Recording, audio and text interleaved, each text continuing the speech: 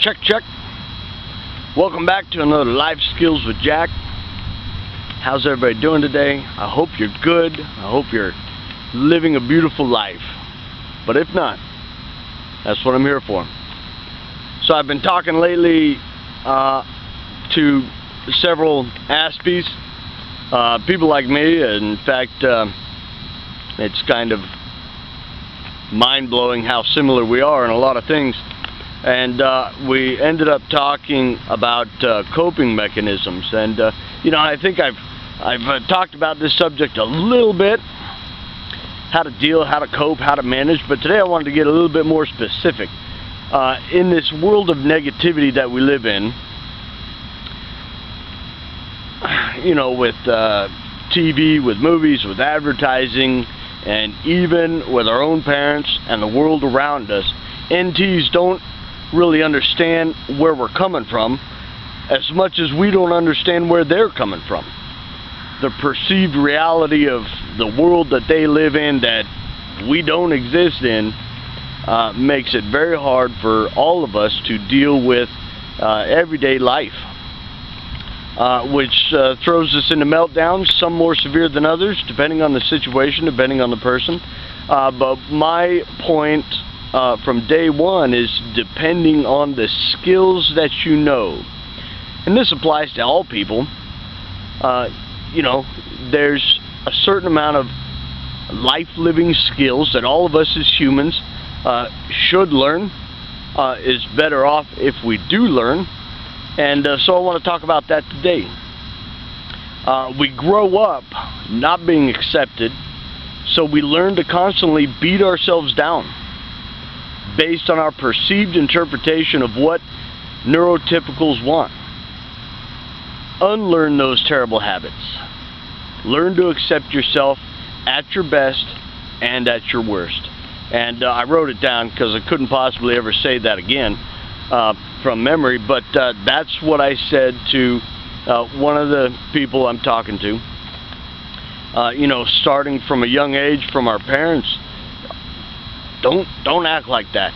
Act like this. That's inappropriate. Look them in the eye. Stop laughing. Stop moving. Stop fidgeting. You name it. It's out there, and we're told constantly not to do it. We are from an early age attacked, verbally, emotionally abused for who we are and our view of the world. And that's not exactly fair. And I'll be the first to tell you, the world is not fair. The world is hard and full of negativity and full of abuse, and you've got to have thick skin. So the best way to attack this and protect yourself is by learning some skills to help you manage through your day-to-day life. Now, one of the things is, change. We don't like change. I'm wearing my red shirt on a Thursday. And that's new for me. Anyway, so instead of talking about what it's like and some of the examples, scenarios that cause us to melt down, I wanted to talk about coping mechanisms that maybe some of us share. Maybe some of them are unique to me, but what I stress all the time is that whether it works or doesn't work with you, you've got to practice. You've got to find out what does work for you and practice. Think of it this way. From an early age, when we're kids, we get beat down. So from an early age, we're practicing on tearing ourselves down. Oh, I'm so stupid. Oh, I should have remembered that. I should have this. I should have that. And all of it is negative. Saying it's impossible for me to learn, negative. Get rid of that thinking. Get rid of that negative thinking that has been ingrained in you and replace it with something beautiful, with something positive. So I wrote down some of the skills: music, drawing, meditation, sports, reading, get a blanket, get a dark room, go out into nature. I like riding my Harley. Some of these things, and the list can go on and on and on about what helps you control yourself. So when you feel your minds start to get bogged down, when it starts to lose balance and you start to have a meltdown, you know it's coming. We all know it's coming. What are some things that you can do to say, oh no, here comes a meltdown, this is what I need to do to prevent it, or to at least minimize it? And this is something that, for luck of the draw, that I've managed to learn over the years, and over a lot of practice and a lot of hard years. I've got it down to just a snap reflex to where when, let's say I'm going to Walmart and there's people everywhere and they're all in your way and they take their time shopping for, you know, whatever, and it stresses me out. Driving is another one. I love to drive, but I hate driving around people. It stresses me out. Talking to people, interacting with people, but when I know that I'm getting stressed, there are certain things that I do that I immediately put into play so that I can prevent myself from having a meltdown, so I can gather up the pieces of my mind and put them back into place so that I don't have a meltdown. One of the most common that I think we probably all have in common is music.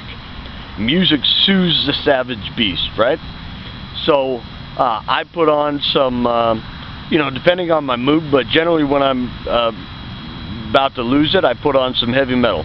Heavy metal helps me, cheers me up.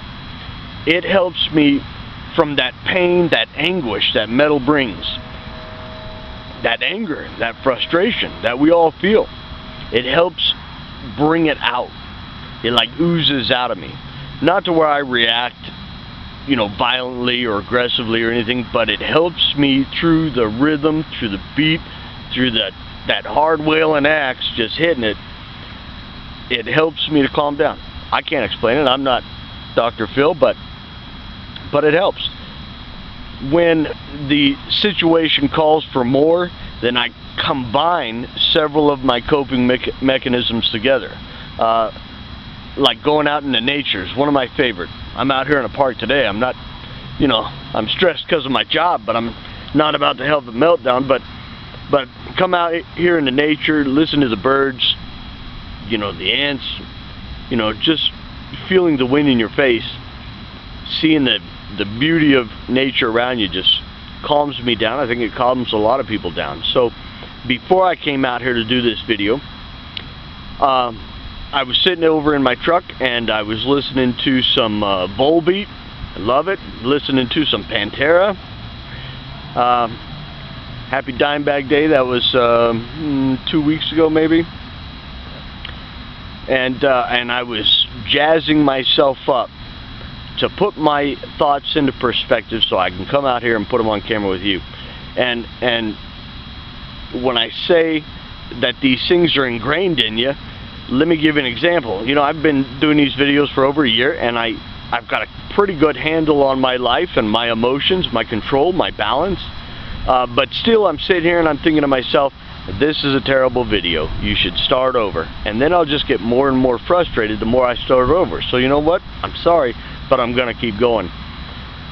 So those things ingrained in you, you have to figure out the way to shut them down. Get them out. And perhaps like with me, like with this video, you know, feeling like it's a bad video, maybe some of these ingrained things will always plague us, always. You know, I don't know how to get rid of them.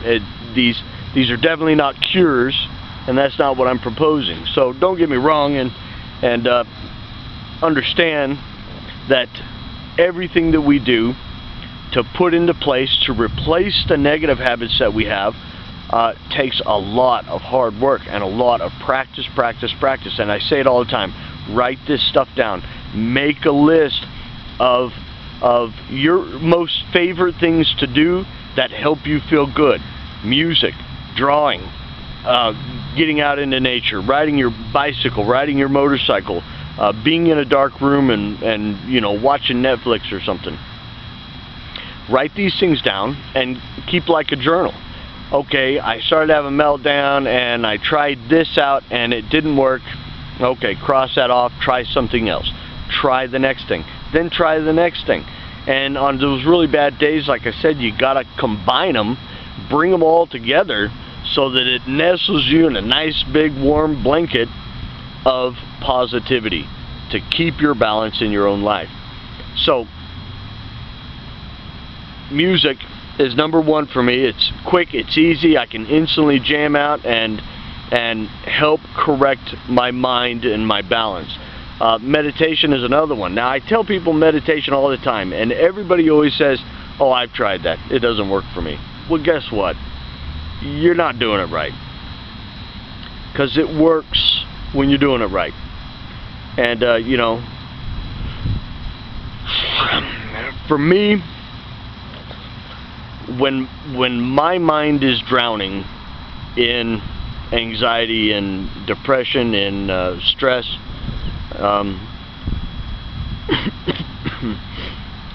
when I'm losing my balance, I can go and sit almost anywhere, but I prefer one of two things. I go out in nature, or I sit by myself and listen to music. If I'm by myself listening to music as the metal's playing, I write it down. I write all my crazy thoughts down, and that's key.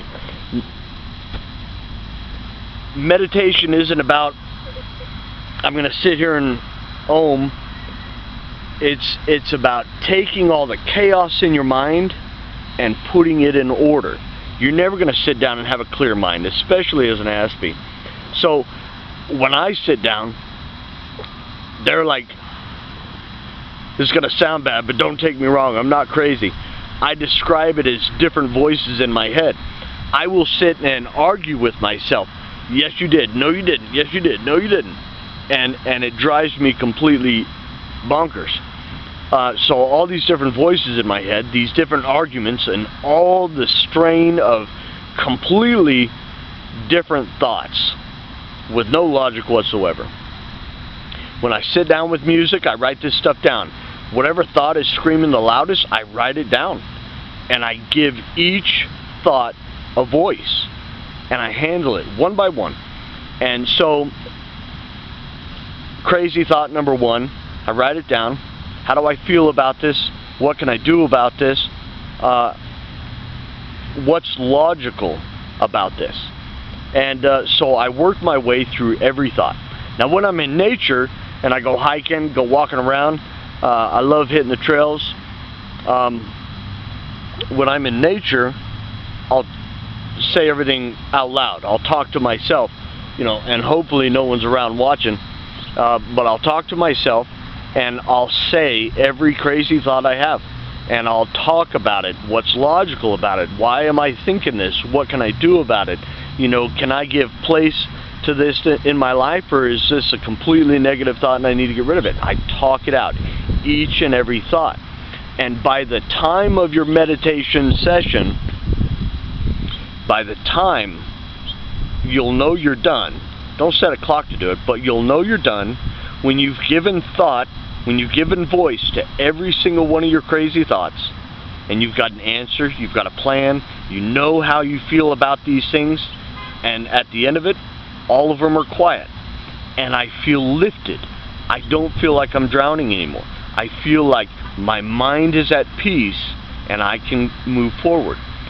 Depending on any given day, it can take a short amount of time, it can take a long amount of time. But I've been doing this for a long time to manage myself, to be a success at what I do in managing construction job sites and managing my family. You know, I got a big one. And I've been doing it for a long time, so I've gotten pretty good at keeping myself in check, keeping my balance so that I'm not emotionally swaying up and down wildly, violently. I don't react harshly. I don't lash out. I don't yell and scream. I rarely get mad. I rarely lose my temper. And, you know, pretty calm, pretty even keel. Notice that sailboat reference? Even keel. You've got to find what works for you, whatever combination. You know, some of the best therapy is on two wheels. Get out there, ride your bike. the physical activity that we can do. And some Aspies don't like being physical, but I'm a physical guy. I love physical activity. I love sports.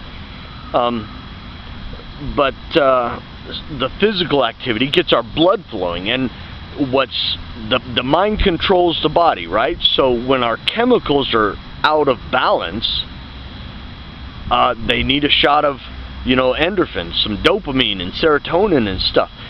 Get a good diet. Put that good fuel into your body. Get some physical exercise. Go out and play football or rock climbing or whatever you want. Get some blood flowing into your system so that you're not a couch potato. You're not moping about saying, woe is me. Get that blood flowing. Help your body to release those natural endorphins in your body. Those chemicals being released into your body, they help you feel better. So get out there, get physical, get active,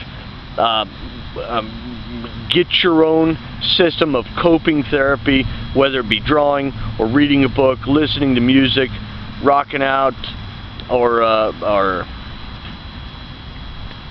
anything else, and get out there and put these things in place. If something doesn't work, replace it with another one. You've got to take these bad habits out of your Rolodex,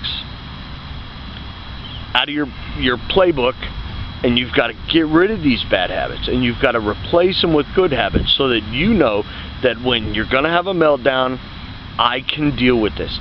I can handle this. Take control of your life. Take control of your emotions. It's possible. You can do it.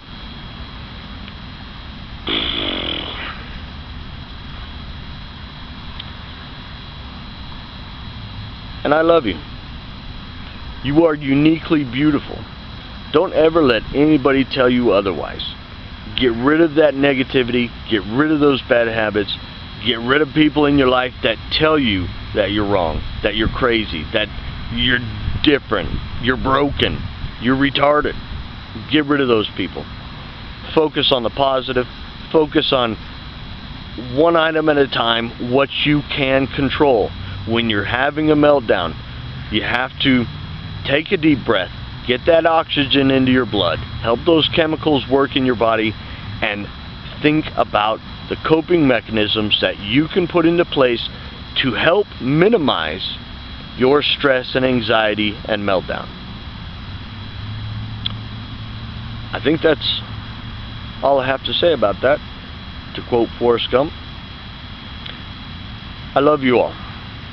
I appreciate very much y'all talking to me. You've blessed my life more than I could ever give back to you, and I'll always be thankful for that. These videos have impacted my life in a very positive way. It's helping me. I'm sure you've seen the progress of myself from the first video to this video. I think I'm more relaxed, and I'm learning, and I'm growing, and just ultimately just chiseling away one more thing that I have a hard time with. Well, maybe a couple more things that I have a hard time with, but chiseling them away, polishing that stone, becoming a better person each and every video, and with each and every conversation with all y'all. So I encourage you to hit me up. Find me on Facebook, on Snapchat, on Instagram. Find me on YouTube. I hope everybody likes and subscribes to these videos. Maybe what I say doesn't necessarily help you, but I'm sure you know somebody that could use a bit of advice, someone to talk to, do some venting. I'm here for that. And I take the time out of my day, all day, every day, to text y'all back and to answer your questions and to give you my opinion for what that's worth, and try to help out. And what I found is there's a lot of Aspies out there that, like me, over the years, are struggling with some basic stuff that, just as humans, especially Aspies, we need to learn so that we can control as best we can our emotions, our balance, and how successful we are to ourselves, not by anybody else's standard, what we want out of life. go and get it. It's yours to get. It's yours to lose. Practice, practice. Write it down and pin it on your wall.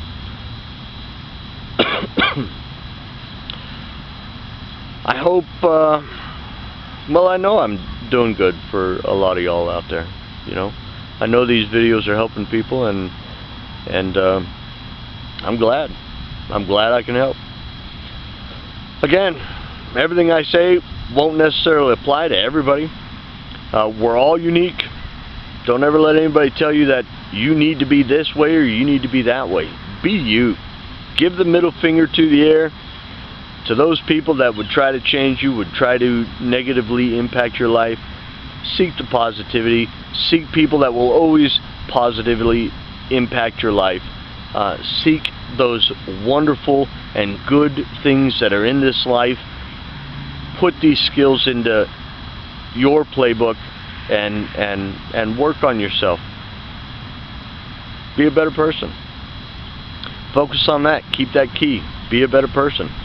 And I think this world will be a different place. I love you all. Hit me up. Have a good day. Bye.